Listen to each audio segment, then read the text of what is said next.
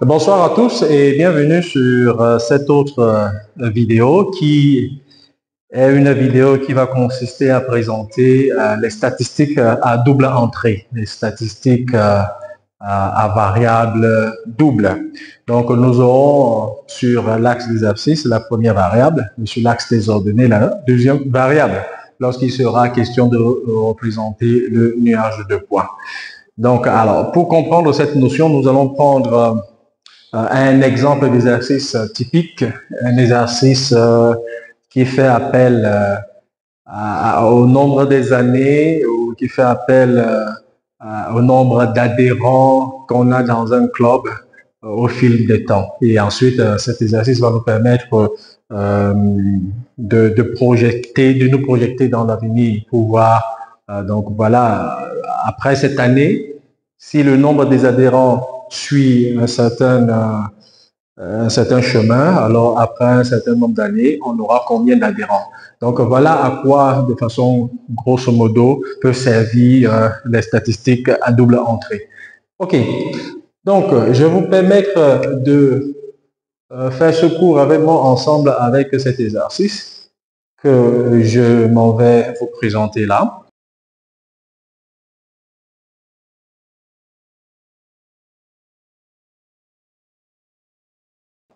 Dans un premier temps, il est question de déterminer le nuage de points.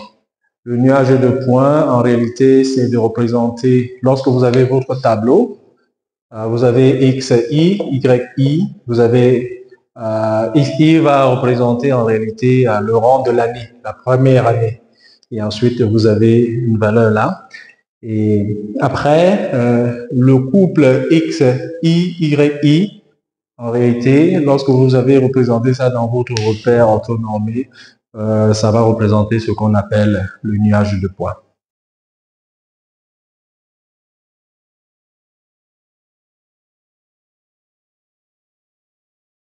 Maintenant, pour la deuxième question, nous allons faire un ajustement linéaire et un ajustement exponentiel. Donc, dans un premier temps, pour l'ajustement linéaire, nous aurons affaire à deux méthodes.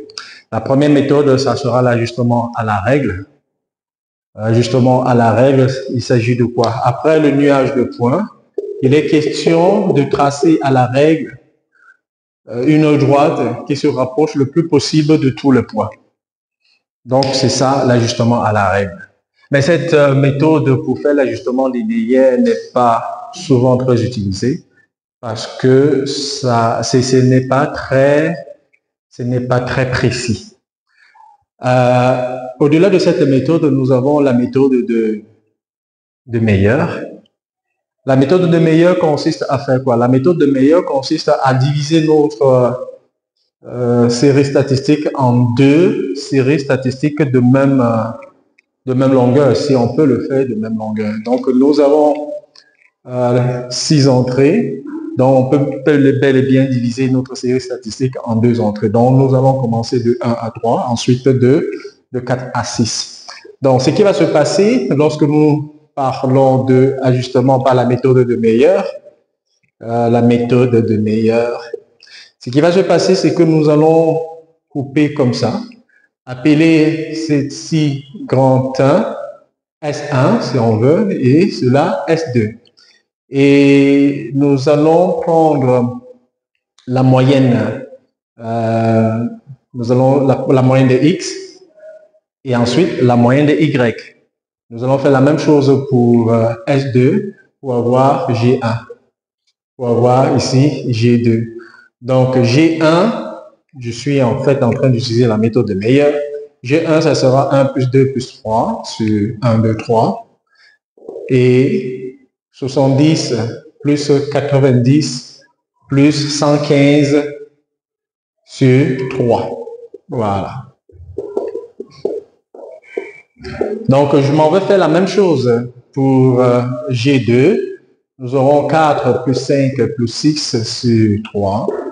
Et après, nous aurons 140 plus 170 plus 220 sur 3.